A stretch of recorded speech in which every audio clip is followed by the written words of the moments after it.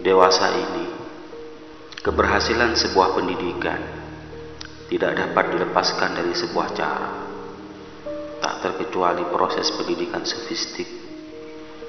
Keberhasilan pendidikan sofistik yang paling esensi adalah ia mampu mengantarkan manusia ke jalan yang lebih baik, terkhusus dalam hal pola perilaku. Tentu ada ragam cara untuk menuju ke titik tersebut.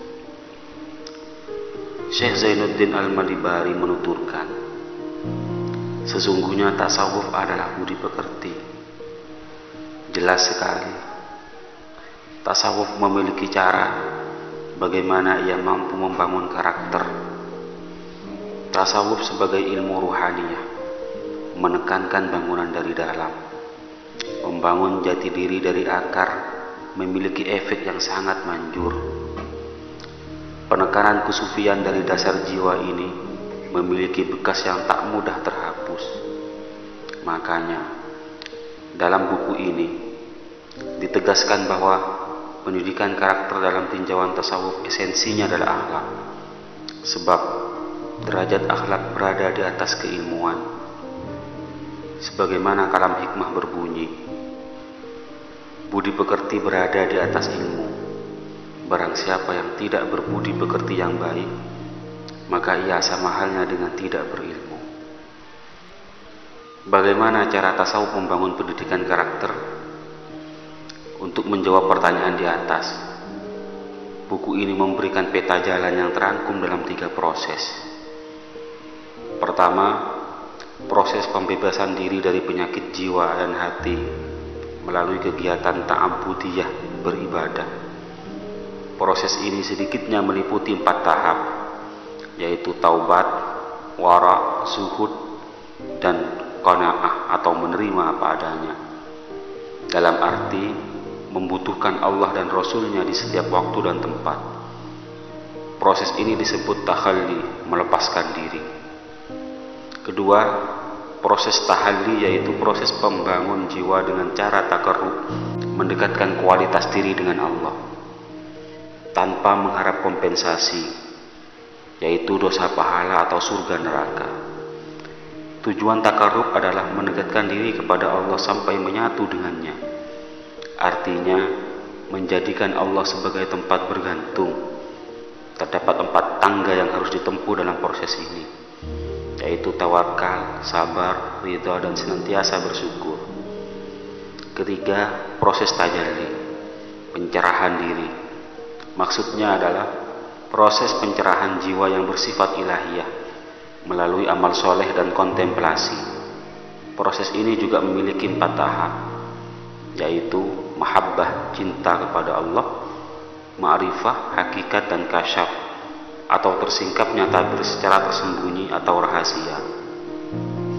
Lebih jauh, buku yang ditulis oleh Holikin SPDI ini memuat beberapa tahapan yang sudah dijelaskan di atas dengan lebih detail hingga pada ranah aplikatif. Buku ini juga menjelaskan bahwa pendidikan sofistik pada dasarnya adalah idrak silah billah atau kesadaran akan hubungannya dengan Allah, kesadaran diri akan segala gerak-gerik manusia, jasmaniyah atau ruhaniyah, selalu dalam pantauan Allah, sehingga semua perilaku, niat serta tujuannya murni ikhlas karena Allah. Menurutnya, kesadaran akan hubungan dengan Allah ini menjadikan manusia takut, khauf melakukan sesuatu yang mendatangkan murka Allah, seperti kemaksiatan dan kemungkaran. Dengan idrak silah billah pula menjadikan semua perilaku serta perasaan yang tertanam dalam diri selalu diniatkan untuk Allah, bukan yang lain. Pada tahap selanjutnya, manusia senantiasa mengharap atau raja rahmat darinya. Buku ini terdiri dari 3 bagian. Bagian pertama berisi pendahuluan yang hampir seluruhnya memuat biografi Syekh Abdul Qadir Al-Jailani dari silsilah-silsilah beliau, karya-karya beliau, hingga tempat dan waktu beliau wafat. Bagian kedua berisi pendidikan karakter perspektif tasawuf. Bagian ini lebih memusatkan pemahaman sufistik secara definitif, ilmiah, serta memadukan hubungan pendidikan sufistik dengan dunia modern, yang mana dalam hal ini banyak kalangan menancapkan tuduhan bahwa ajaran sufi anti modernitas. Kemudian dengan cukup lugas buku ini membantah tuduhan tersebut. Bagian ketiga berisi teknik dan terapan dalam proses pendidikan sufistik. Di bagian ini, menurut hemat saya, merupakan poin penting dari isi buku ini. Sebab bagian ini memuat strategi yang seharusnya para pendidik lakukan dalam aktivitas belajar mengajar.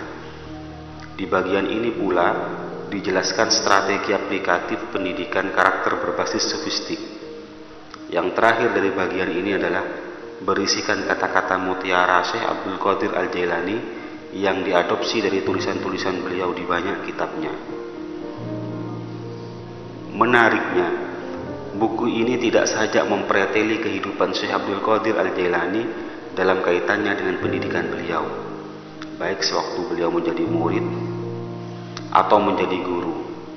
Namun lebih dari itu, buku ini juga sedikit menggali kehidupan Nabi dalam kaitannya beliau mendidik umat pada zamannya.